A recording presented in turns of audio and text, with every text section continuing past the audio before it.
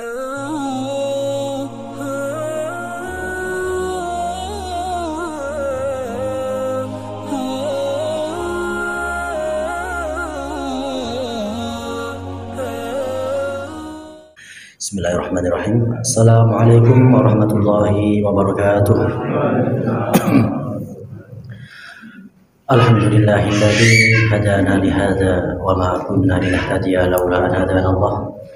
Asyhadu an la ilaha illallah wahdahu la syarika lah wa asyhadu anna Muhammadan abduhu wa rasuluh.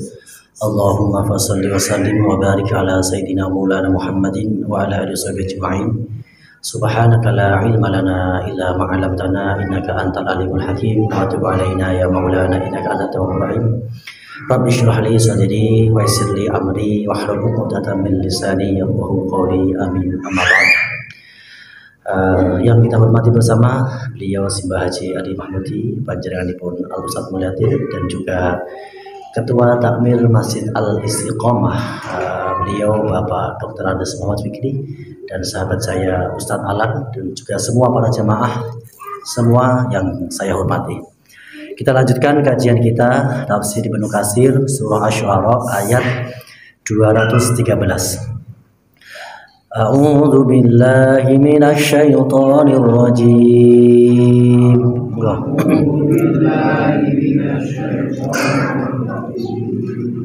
Bismillahirrahmanirrahim. Wa anzir ashiratakal aqrabin wahfid janahaka liman ittaba'aka minal mu'minin.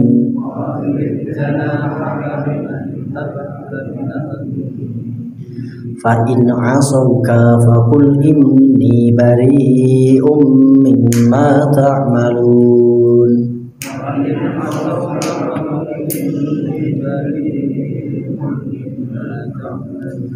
Wa tawakkal 'alal 'azizir rahim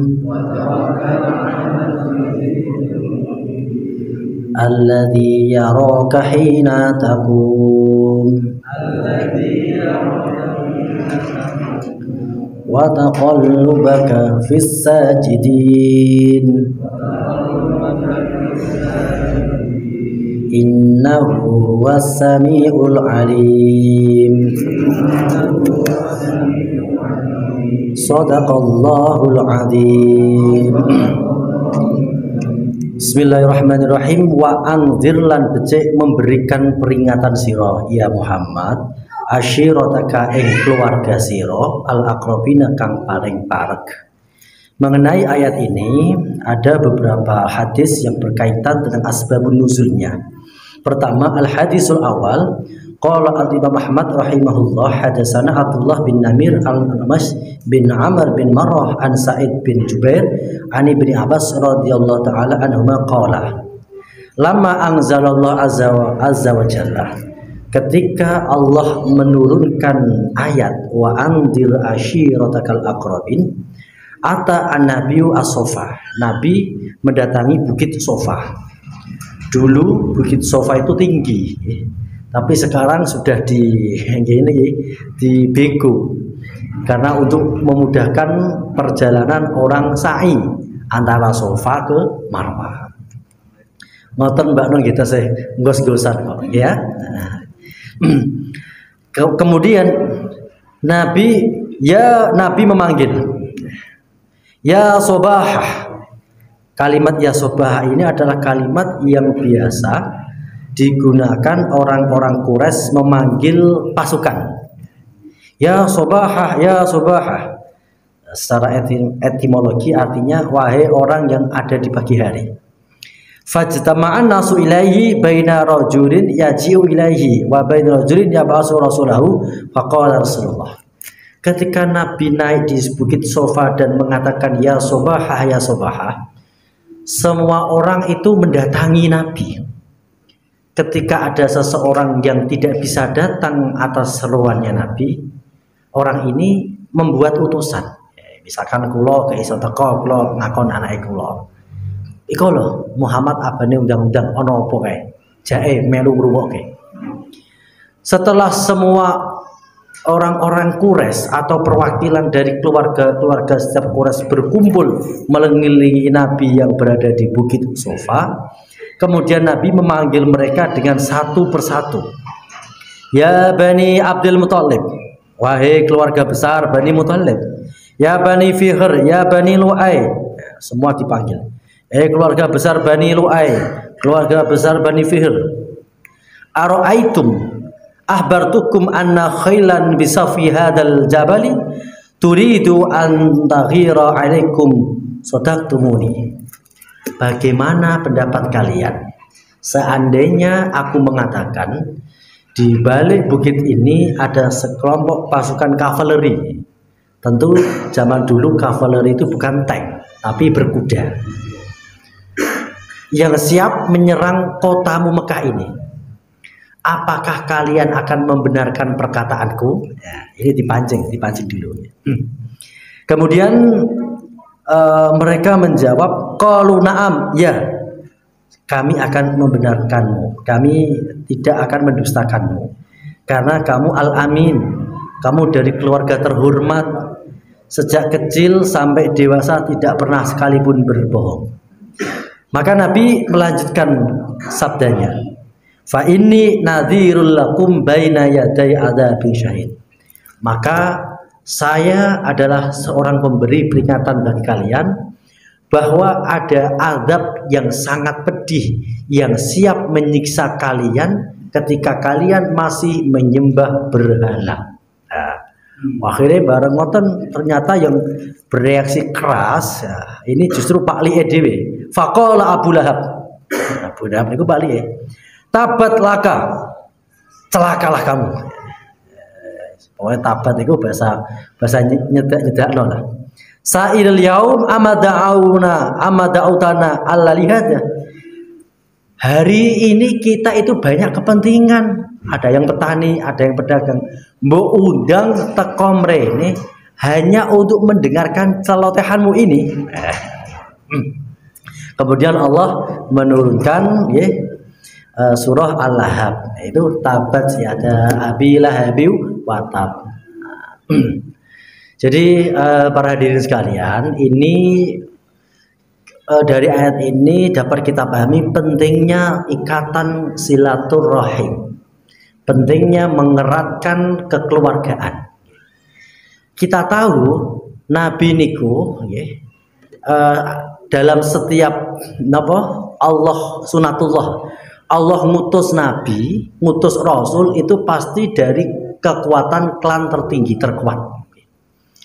Jadi Nabi Muhammad itu meskipun banyak kontroversi di awal-awal, tetap orang-orang Quraisy niku tidak berani secara verbal langsung menyakiti Nabi Muhammad.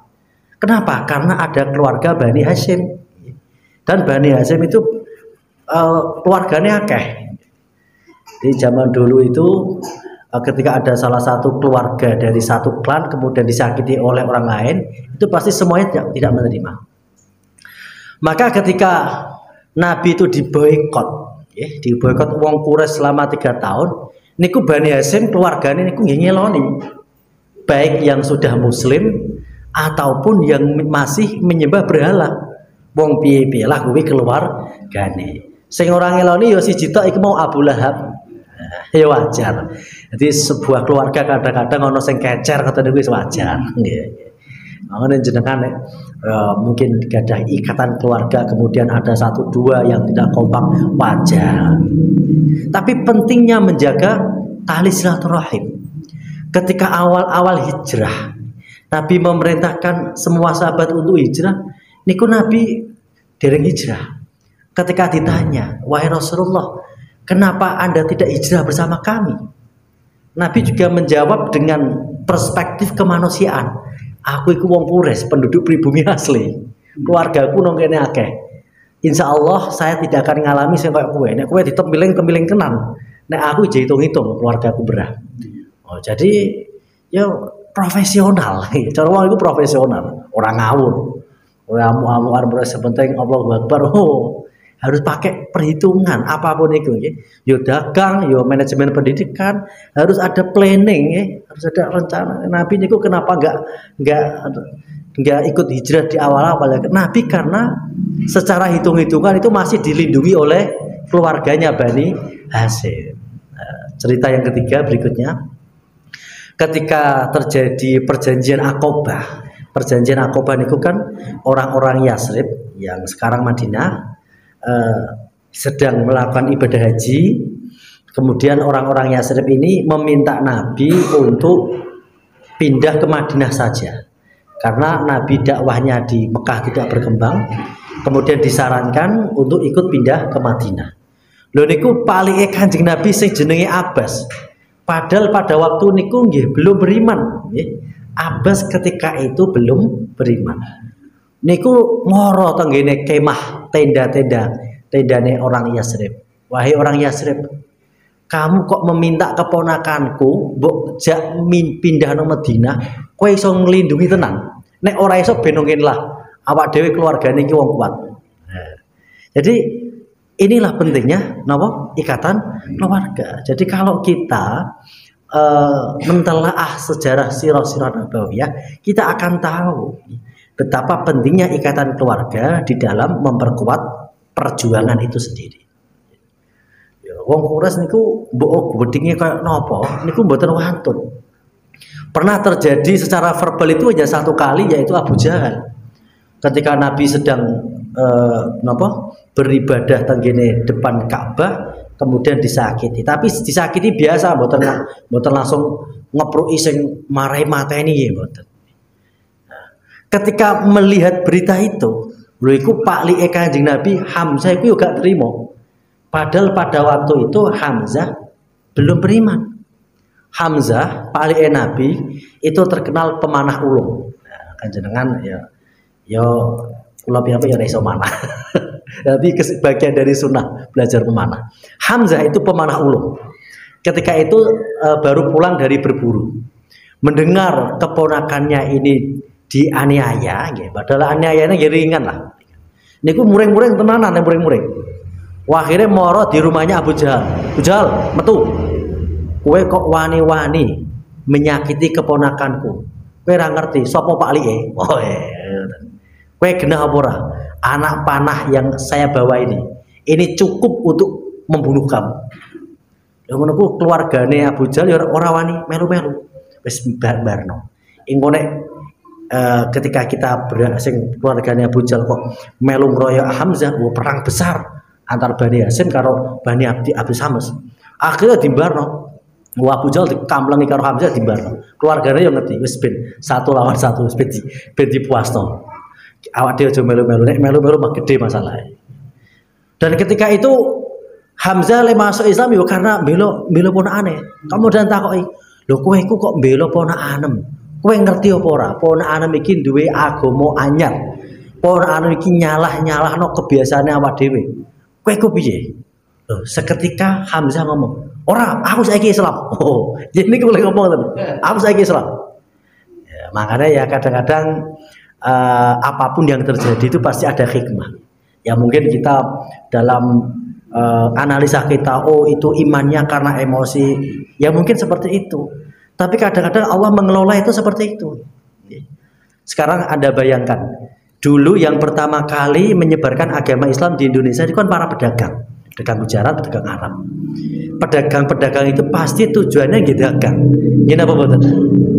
Tetapi ternyata ketika sudah sampai sini, piye-piye lah wong jenenge iman, akhirnya ya berjuang menyebarkan agama Islam.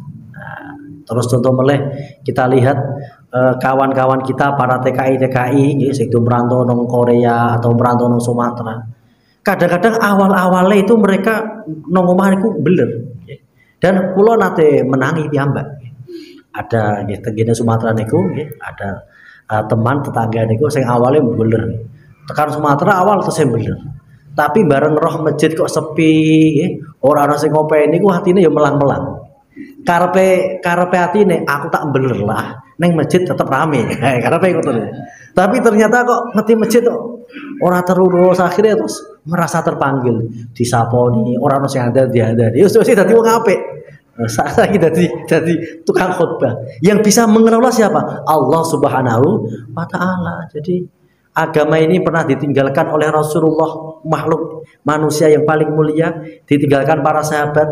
Kecekel awake dhewe sing ngeten-ngeten iki ya mlaku mawon. Gini apa nggih? Karena agama ini yang mengelola Allah Subhanahu wa taala. Jadi ini pentingnya bagaimana tadi kekeluargaan itu penting. Al hadis tsani, hadis yang kedua, qala Imam Ahmad hadatsana Waqi' hadatsana Hisam an Abi an Aisyah qala lamma nuzilat wa angdir ashiratakal aqrabin, ketika telah turun ayat wa angdir ashiratakal aqrabin, qama Rasulullah berdiri, faqala, kemudian Rasulullah mengatakan, ya Fatimah binta Muhammad, wahai Fatimah anaknya Muhammad, anak Nabi piyambak, ya Sofiyah binta Abdul Muthalib, iku bulike Nabi, bulik Sofiyah anaknya Mbah Abdul Muthalib. Kemudian ya Bani Abdul Muthalib, kabeh dulur-dulurku, Pak Lek, Pak De, Bude kabeh sangga Abdul Muthalib. La amliku lakum minallahi syai'an saluni mimma limasyitum. Sungguh kalau kalian tidak mau beriman, saya tidak bisa menyelamatkan kalian dari siksa neraka. Nek masalah bondo donya mbok pek lah rapopo. Nek masalah donya pek rapopo. Tapi aku ingin kuweku sok ben nonggone akhirat kepenak urip.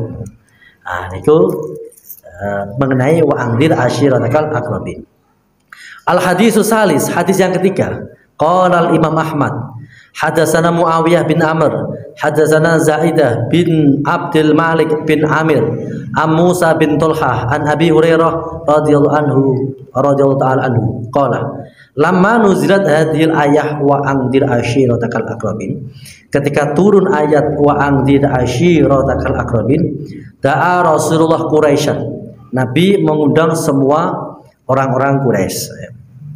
Fa amma wa khassa, baik undangan secara umum atau secara khusus. Faqala ya ma'syara Quraisy angkidu anfusakum minan nar, wahai orang-orang Quraisy selamatkan diri kalian semua dari api neraka.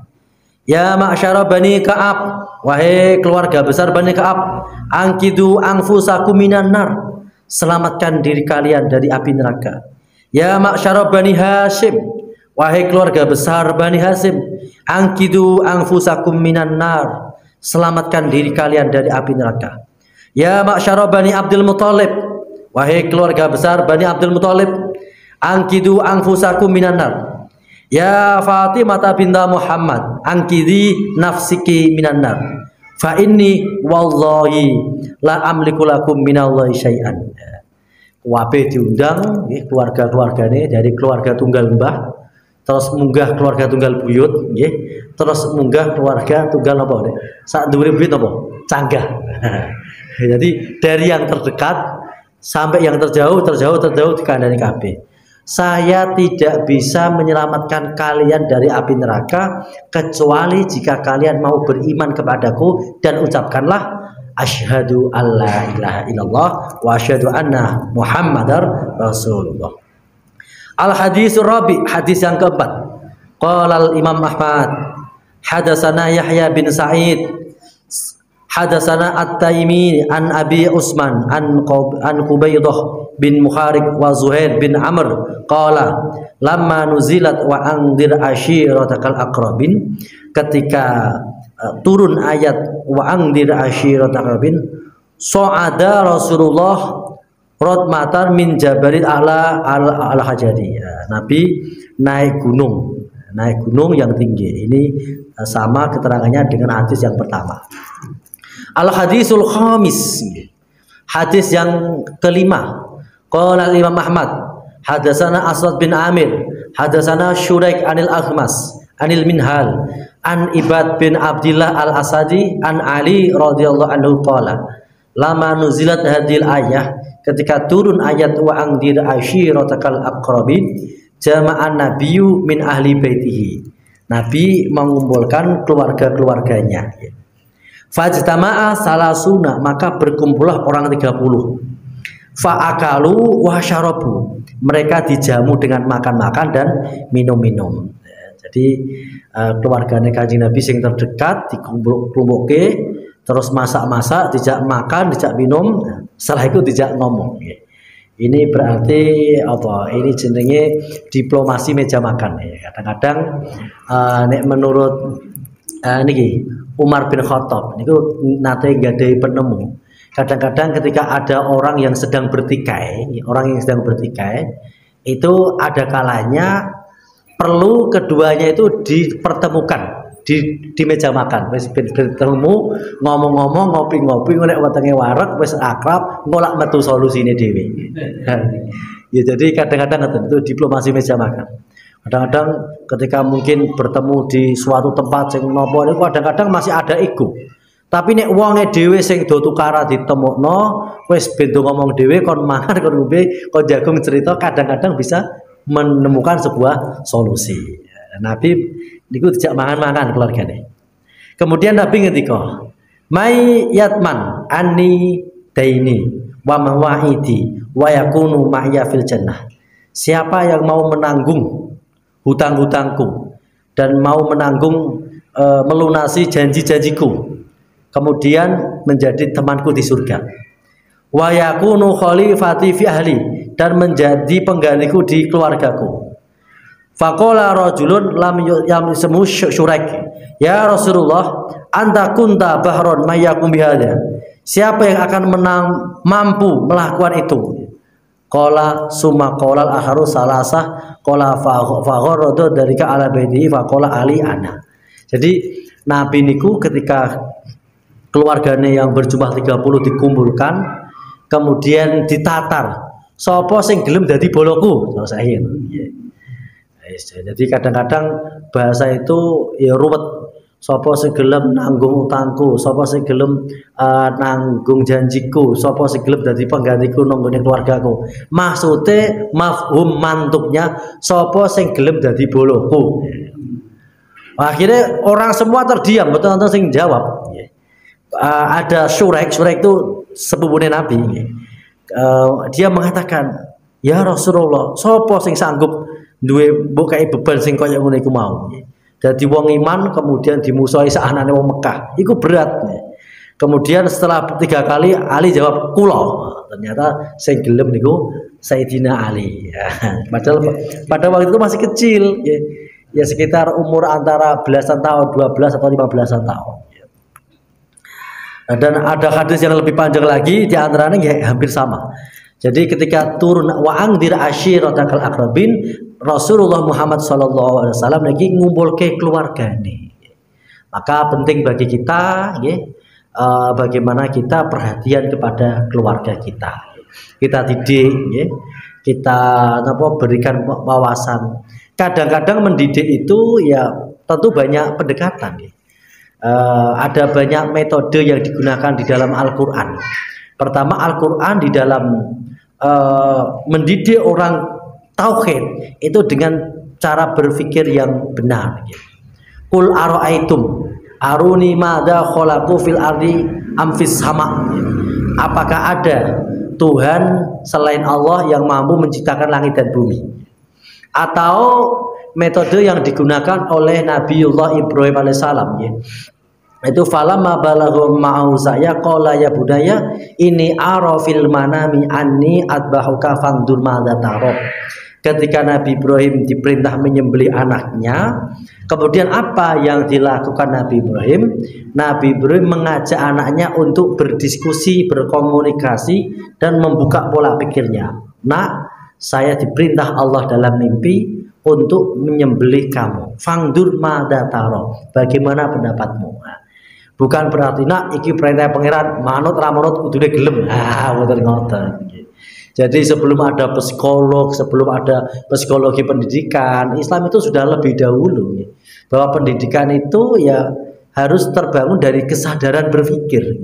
Didik wong itu gak kena dipaksa, harus dibuka pola pikirnya. Kenapa kita harus sholat? Karena kita ini diciptakan oleh Allah. Semua kebutuhan kita diciptakan oleh Allah, dan sholat itu adalah bentuk cinta kita kepada Allah. Jadi kadang-kadang kita itu perlu perlu kesabaran, perlu keuletan menjelaskan apa yang menjadi visi misi kita agar lawan bicara kita bisa memahami. Contoh meleh, ketika Nabi memberikan pendidikan kepada pemuda, suatu saat ada pemuda niku sing seneng kali Islam tapi tidak bisa meninggalkan zina. Kemudian tanya kepada sahabat, aku ikut gelem masuk Islam dengan catatan diperbolehkan zina. Wah, akhirnya sahabat kan nesu, iki kok orang model ngene wis ora usah. Wah, akhirnya geger. Setelah geger Rasulullah mendengar, ada apa ini? Ini Rasulullah ada pemuda begini-begini ceritakan. Oh, biarkan, suruh dia masuk. Setelah masuk dia bercerita, kemudian cara Nabi mendidik ya dengan berpikir, dengan membuka pola pikir, membuka mindset, menyadarkan dari hatinya, Kang, atau khibbuli bintik, bayangno, kowe nek dia anak wedok, kemudian menjadi korban ngono iku, seneng kowe. Wah, mboten Kanjeng Nabi. Siapa yang melakukannya pasti saya bunuh. Wah, normal berarti. Atau khibbuli ummik, ibnu wedok Kang. Nggih. Kowe nek duwe mbok kemudian dikonokno, kowe seneng. Mboten seneng. Nah, terus kowe ndek bulik gadah, atau khibbuli kholatik. Bagaimana nek bulikmu dari bapak itu dikonokno wong. Sekian contoh dicontohkan kabeh. Jadi yang mempunyai kedekatan emosional, kabeh wong wedok, ibune ku yo wedok, anak wedok ku yo wedok, bulikmu wedok. Piye perasaan nek dadi korban ngono? Wah, akhirnya nangis terus-terusan. Terus kemudian wallahi ya Rasulullah, demi Allah, kula sadar bahwa tidak ada perbuatan yang lebih buruk daripada zina. Mboten diwedeni kowe bakale diobong neraka, mboten. Kowe bakal dihukum, mboten. Tapi kadang-kadang kita untuk menyadarkan seseorang perlu dibuka pola pikirnya, ya. Jadi memang kudu sabar, ya, membuka pola pikir. Gagal salah posok dicoba lagi. Jadi kadang-kadang perspektif cara berpikir seperti ini yang sering dilupakan, ya. Sing diling-iling anaknya mancing umur 7 tahun nak gelem salat pukul, sing diling-iling itu. Ya itu benar, tapi kan metode pendidikan ada banyak, ya. Ya aja monoton, ya, jangan monoton. Nah, jadi kadang-kadang perlu pendekatan, ya. Perlu pembukaan pola pikir. Ya. Kenapa kita harus ngaji? Karena ya awak dhewe dengan ngaji itu kita bisa mengenal Allah, ya. Awak dhewe iki padha karo urip nggih diopeni karo wong, cara logikane ngoten nggih. Diopeni wong dikai pangan gratis, dikai tempat gratis, kemudian gak kenal sapa sing di omah. Wis cara nang Indonesia awak dhewe iki nek umpama ditakoni sapa presiden ora kenal iku kebangetan. Ngene apa nggih? Apa meneh niki kalih Gusti Allah. Kenapa kita ngaji? Karena dengan ngaji kita bisa mengenal Allah. Oh, Allah niku apian. Allah itu duweni sifat kasih sayang sing ngopeni awak dhewe. Begitu. Jadi dengan ngaji kita bisa mengenal Allah. Dengan ngaji hati akan menjadi lebih tenang, ya, menjadi lebih tenang. Jadi kenapa gue ngaji? Ben gawe hati tenang. Karena ngaji kuwi termasuk ngingat-ngingat kemarin Gusti Allah. Kemudian wafid janahaka liman ittaba'aka minal mu'minin. Perintah berikutnya, ya, disuruh untuk bersikap lemah lembut tawadhu kepada saudara kita orang mukmin. Wafid janahaka liman ittaba'aka minal mu'minin.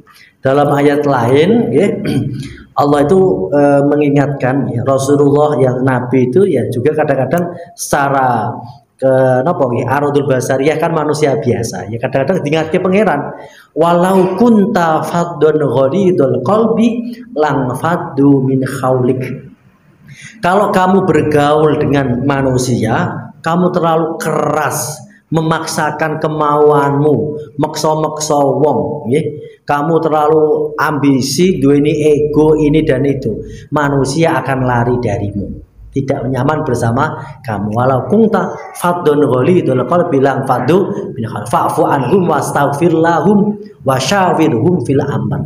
Solusinya bagaimana? Maafkan, ya. Kalau kita hidup di tengah-tengah masyarakat itu tidak ada yang sempurna, harus mempunyai jiwa lapang dada, jiwa yang memaafkan. Nek ora pandai memaafkan, oh, kita akan tercerai berai. Kumpul nang gone sekolah tukaran karo kancane, kumpul nang omah tukaran karo dulure. Wah, masalah terus. Karena apa? Tidak mempunyai rasa maaf, ora biasa memaafkan kanca. Jadi kita harus menyadari dalam diri kita bahwa lingkungan sekitar kita itu manusia biasa, yo sifatnya ngoten niku. Yo kadang ada yang cocok, kadang ada yang cocok, ya kita terima. Pun juga kita banyak kekurangan. Kalau kita ingin diterima oleh orang lain, ya kita harus mau menerima kekurangan orang lain. Jadi memang dunia niku gak ribet. Ya ini justru dengan ribetnya itu akan membuat kita menjadi pinter. Bengkel, iku nek untuk pasien sing angel-angel malah tambah pinter. Gitu apa betul? Oh tambah pinter. Jadi nek untuk pasien sing gampang-gampang orang mundang ilmune. Begitu juga kita dalam kehidupan kita ketika diuji dengan masalah sing ruwet-ruwet akhirnya apa? Tambah ilmu, tambah pengalaman, menjadikan lebih dewasa. Ojo gampang nesu walau kunta fadun ghalidul qalbi lang fadu min hauli fa'fu anhum wastaghfir lahum. Perbanyaklah ndongake, mendoakan kepada saudara-saudara kita. Kadang-kadang kita itu mendoakan orang lain itu wegah. Kepengennya mendoakan awak dewi, nah itu namanya haddun nafsi, ego. Jadi dengan kita ini bisa mendoakan orang lain, mendoakan saudara-saudara kita sesama muslim, justru Allah itu akan memberikan pengampunan kepada kita. Jadi orang in ahsantum ya ahsantum li anfusikum. Kalau kamu berbuat baik kepada orang, itu sama saja kamu sedang berbuat baik kepada diri kamu sendiri. Kemudian fa in asauta faqul inni bari'um mimma ta'malun. Ketika dalam perjalanan perjuangan banyak yang mendurhakaimu. Ketika itu Nabi Muhammad nek kowe berjuang kemudian lagi gagal, ya wis tawakal ala Allah. Sepenting ini bari'um mimma ta'malun. Jadi pokoknya ingkar dengan ingkar dengan kemaksiatan. Jadi dalam bab amal ma'ruf nahi munkar itu kan pertama ada maro aminkum munkarun falyughayyir biyadi. Kalau kita mampu ya dengan kekuatan. Fa illam yastati fa bi lisani. Nek dengan kekuatan tidak berani, setidaknya kita mau menasehati. Ketika menasehati mungkin tidak mungkin karena mungkin banyak resiko konsekuensi. Fa illam yastati fa bi qalbi. Lah, Fabi Kolbi ini di dalam kitab Mizanul Kubro karya Imam Asy'arani, yang dimaksud ingkar dalam hati itu tidak hanya kita mengingkari bahwa itu perbuatan yang buruk, kita artinya gak seneng karo maksiat itu, tapi tambah meneh dongake. Nah, ini sing kadang-kadang lali. Mungkin anake dikandani ra ngandel, muridé dikandani ra ngandel, ya wis langkah terakhir didoakan, ya Allah, panjen saat ini si A atau si B belum engkau bukakan hatinya.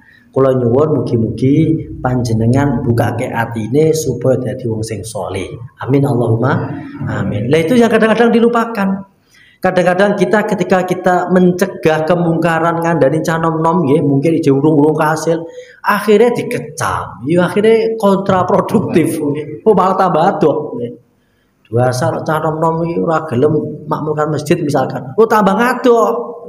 Nek moh ya wis, setelah itu kita doakan ya Allah, semoga hatinya pemuda-pemuda anak kami, keponakan kami, semoga berilah hidayah, kemudian mau mencintai majelis ilmu, mencintai memakmurkan masjid dan seterusnya. Nah ini yang sering dilupakan. Dan kalimat-kalimat seperti ini itu dibiasakan oleh para Pak Yai di pesantren. Pak Yai koyo opo le, sabare ngadani muridnya sing buler-buler.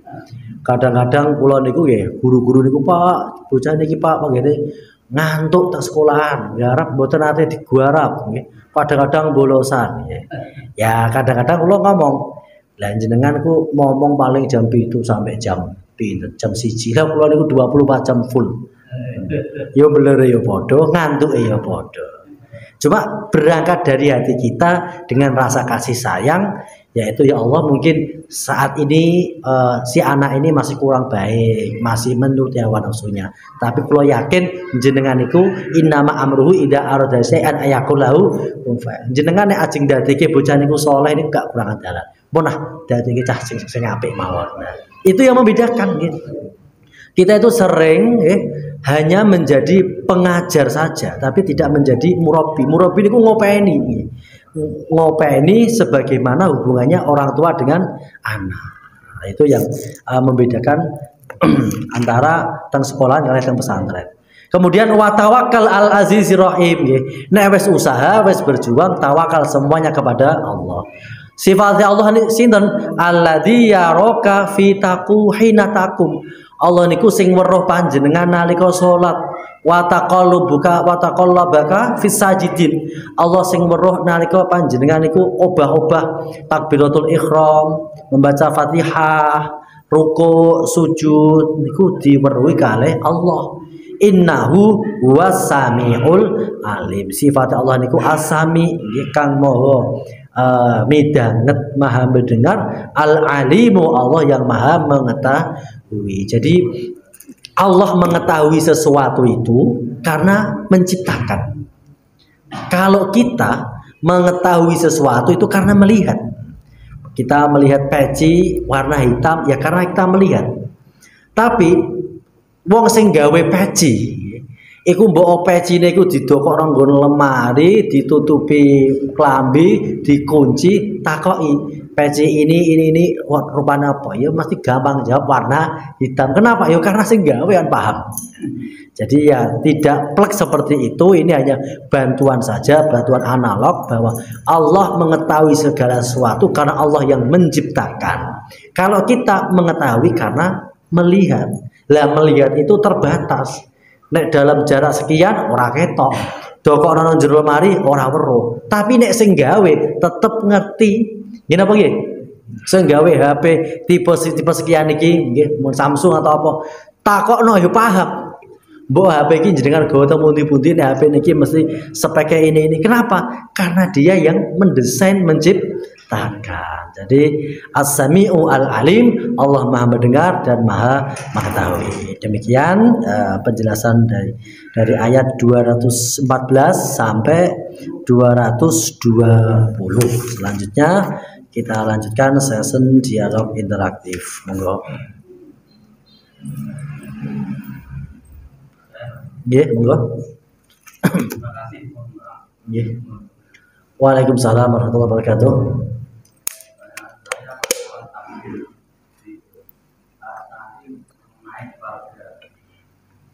Ada yang takdirkan miskin dan ada yang kita takdirkan kaya. Itu apakah ada keturunan dari Nabi? Yang kedua, kebanyakan apa ya? Yang kaya dan yang miskin itu enggak jarang akur itu loh. Kebanyakan. Terus apakah nanti neraka Jahim itu tempatnya orang kaya atau nanti neraka Habiyah itu tempatnya orang miskin? Yeah. Dari pertanyaan itu bisa saya simpulkan sebuah hadis. Kebetulan hadis itu tadi sore di Arba'in Nawawi, saya membacanya di Diniyah kelas 3. Ya hadisnya betul hafal. Suatu saat para sahabat yang miskin itu sowan dengan Kanjeng Nabi. Kemudian curhat Kanjeng Nabi, "Dhahaba ahli dusuru bi kada wa kada." Wong sugih niku penak Kanjeng Nabi. Awak dhewe salat, wonge ya salat, ganjarane lek padha. Awak dhewe poso, wong sugih ya poso, ganjarane padha. Tapi nek wong sugih niku iso sedekah, iso infak sebab bandane akeh. Lah kula saged napa? Nabi niku ya suwante jawab. Ngene lho Kang. Wa inna kulla tasbihatin shadaqah. Kowe maca tasbih iku ya sedekah, padha karo ganjarane wong sugih-sugih sing sedekah. Wa inna kulla tahmidatin, kowe maca tahmid alhamdulillah alhamdulillah iku ya minangka sedekah. Oh ganjaran padha. Hebat kowe rasa modal. Wong sugih iku laren ngetokno modal kowe cukup alhamdulillah alhamdulillah sedekah. Terus wa kulla tahlilatin, setiap bacaan tahlil la ilaha illallah la ilaha illallah iku ya sedekah. Terus malah sing paling mencolok niku ngeten, sing paling mencolok niki rada sensitif tapi ora apa-apa wong tuwa-tuwa. Wa inna fi bud'i ahadikum. Bunduk-bunduk itu ya nanggone kemaluane bojomu kuwi sedekah, artine bojomu mbok wori kuwi sedekah. Wah, dadi akhire wong niku ya takok, "Nduk iya Kanjeng Nabi, mosok ngumpuli bojo sedekah?" Saiki ngene aitum. Bagaimana pendapatmu? Umpama kamu menyalurkan syahwatmu nang gone perkara sing haram, dosa apa ora? Nggih dosa. Lah ya makane kowe menyalurkannya dalam yang halal itu sedekah. Kowe nek nyalurkan nang gone bojomu itu sedekah. Wah, dadi makane jare wong tuwa bin rata-rata nek wong napa wong ora duwe niku malah justru anake akeh. Karena sedekah terus, arep terus. Sedekah terus lanjut terus pokoknya iki. Ora iso sedekah bodoh, sedekah gawe anak maksudnya sedekah terus. Terus mengenai napa niku lho, kadang-kadang apa yang ditakdirkan Allah itu jauh lebih baik daripada perkiraan kita. Wa asa an takrahu syai'an wa huwa khairul lakum. Wa asa an tuhibbu syai'an wa huwa syarrul lakum. Seringkali, asa itu seringkali hal yang kita sukai justru itu buruk. Nah, seringkali hal yang kita sukai justru atau kualik, seringkali hal yang kita benci justru baik, dan seringkali hal yang kita sukai itu buruk. Dulu itu ada sahabat, ya, namanya sinten ya, kula kok supe. Jadi sahabat itu saking miskine, tapi tiang ini ku dijuluki hamamatul masjid, burung darahnya masjid, karena bendino masjid. Jadi saking miskinnya aku nek nganggo pakaian ku gantian karo bojone. Namanya kok kula supe sih. Jadi ketika badhe salat, nggih, niku terus mulai bajune gantian karo bojone. Terus takoki Kanjeng Nabi, "Lho kowe kok bar salat kok pelonting ra gelem wiridan niku piye?" Niku Kanjeng Nabi. Bajune kula niki nek salat gantian karo bojone kula. Akhirnya terus pun Kanjeng Nabi kula didongake dadi wong sugih. Kanjeng Nabi nasihati, "Wis to Kang, sabar ae." Jadi wong sugih karo wong melarat itu ya ora ono bedane nek bisa mengelola hati. Mungkin ini yang terbaik, tapi maksud pun Kanjeng Nabi pokoknya kalau didongake. Akhirnya didongake tenan nggih. Barang didongake wong dongane Kanjeng Nabi niku mandi langsung dadi sugih. Iku dengan wedhus, nggih. Asile loro terus sak labah meneh, sak labah nggih. Dadi murah.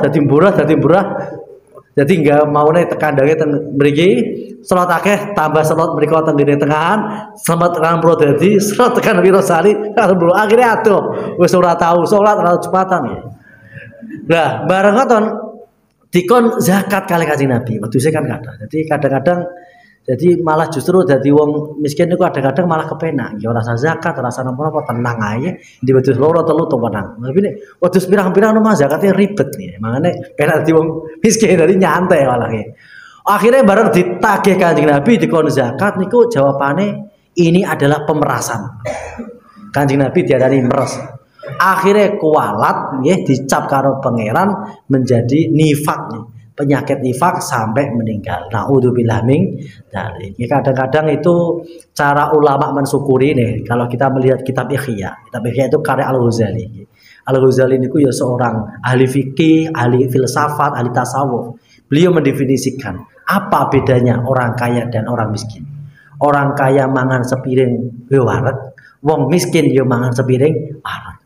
Jari Al-Ghazali belum tentu orang yang miskin itu lebih menderita daripada orang kaya, atau kebahagiaannya wong sing sugih iku luwih akeh daripada wong sing miskin. Kandhane sapa? Cara melogikanya di kitab Ihya itu gampang ya. Kadang-kadang orang sing kaya itu untuk tidur itu angel. Zaman dulu mungkin perlu istana, sekarang perlu hotel. Napa namine ambene kudune sing ngeten, bantale sing impor, AC-ne dingin, ribet apa itu. Ngoten wae kadang-kadang ije ora iso turu, perlu obat. Lha awak dhewe karo ngaji turu. Oh, hebat ndi? Oh, hebat awak dhewe. warung ngaji ngantuk nyuwaman. Nah, karo nduk orang ngaji sembuh emang pas kolek sing tiba sapa. Nah, kenapa kok tidur? Menikmati rahmate Gusti Allah. Oh, tenang. Jadi malah ije hebat wong sing rantu wong sugih ku ape mangan lan ribet luru restoran. Makane kudu ini, kudu ana sing wong sing rada mbeler ditemani wanita. Lah nek awak dhewe wis mangan nang pinggir kalen wis karo nang sawah lawas sambel enak. Hasile padha. Nggih, wareg. Nggih napa nggih? Lha mangan sego kale sambel ya wareg, sing mangan nang restoran mewah hasile ya padha. Jadi ya ini paling penting bagaimana kita mengelola hati. Jadi dan nanti tanggane akhirat niku nek dadi wong sugih niku malah ribet. Audit. Oh, diaudit KPK ngeluahi. Ini harta dari mana, dapat dari mana, kamu gunakan apa. Nek wong sing miskin tangi saka kubur. Bondone endi? Napa Gusti bondo? Ra duwe. Ngelmu nggih pas-pasan blok kok. Ya wis swarga. Alhamdulillah. Lho nek sing awak dhewe niku sing ngelmune kemeng mbok nggo tenan apa ora. Lha entuk bagaimana terus kowe iso nglakoni dhewe apa ora ribet ya. Tapi nek wong sing tangi sama kubur bondo ra patek duwe, ngelmu ra patek duwe tenang. Apa saja hartamu, mboten gadah ngelmumu pas-pasan. Oh ya wis swarga. Wong sing sugih isih diaudit jarak 500 tahun di audit. Iki bondone iki dikoreksi, dikoreksi ini. Iki kondi munggo lapo. Lah nek wong sing ora patek duwe langsung karpet merah. Alhamdulillah. Dan Kanjeng Nabi niku ndongane, ya Allah hidupkan saya dengan miskin dan kumpulkan saya bersama orang-orang miskin. Nah, jadi tenang mawon. Monggo yang lain. Nggih. Masih nggih.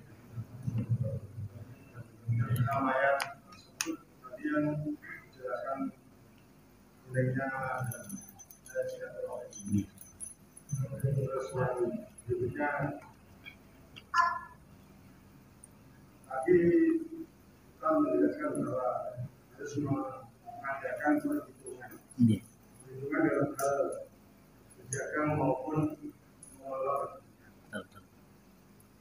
Jadi hal tersebut ada perhitungan bagaimana? Pertama tentang silaturahim, hadis-hadis banyak sekali. Di antaranya barang siapa yang ingin diberkahi umurnya, diberkahi rezekinya, sambung tali silaturahim.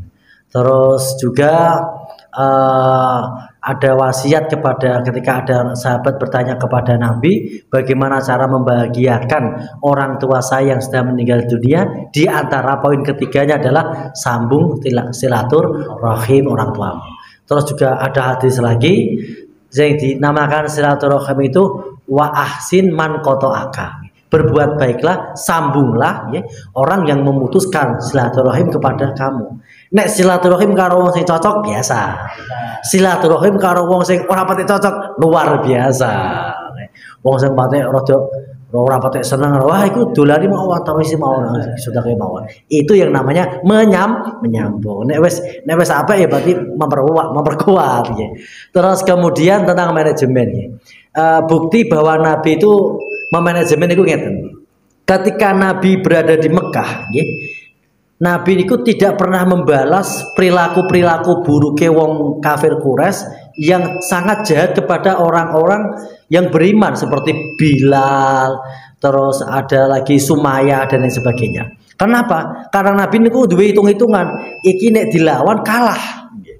Tetapi ketika Nabi sudah hijrah di Madinah, sudah hijrah di sana, mempunyai pasukan yang kuat, baru mendapat izin dari Allah.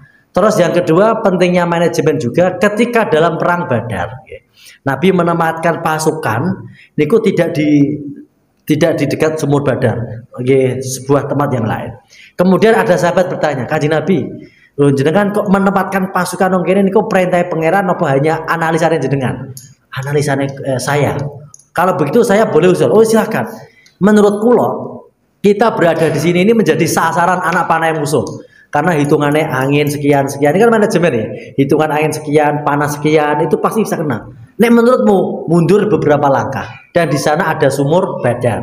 nanti kita tembung, ya, kita kontrak, airnya bisa kita gunakan untuk pasukan. Jadi ini pentingnya manajemen. Terus lagi pentingnya manajemen juga ternyata di dalam ibadah itu juga perlu ilmu. Lah ilmu itu bagian dari manajemen, ya. Jadi wa kullu ma yu'malu bi ghairi amalin, ya.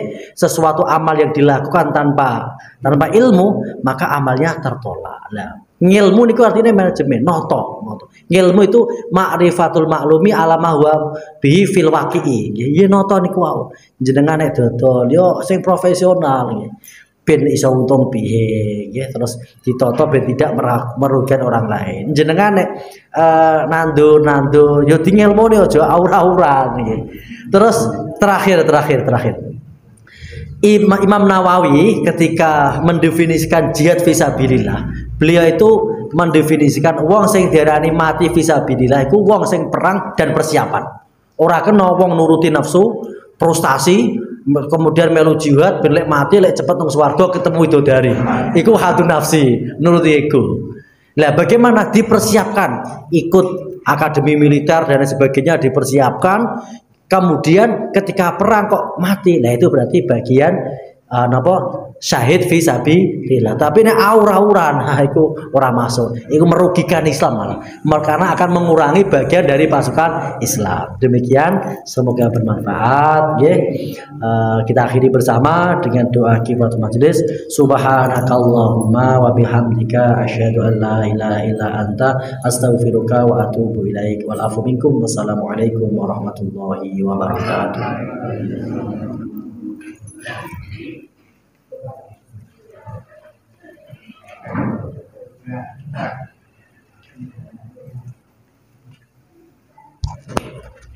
Thank you.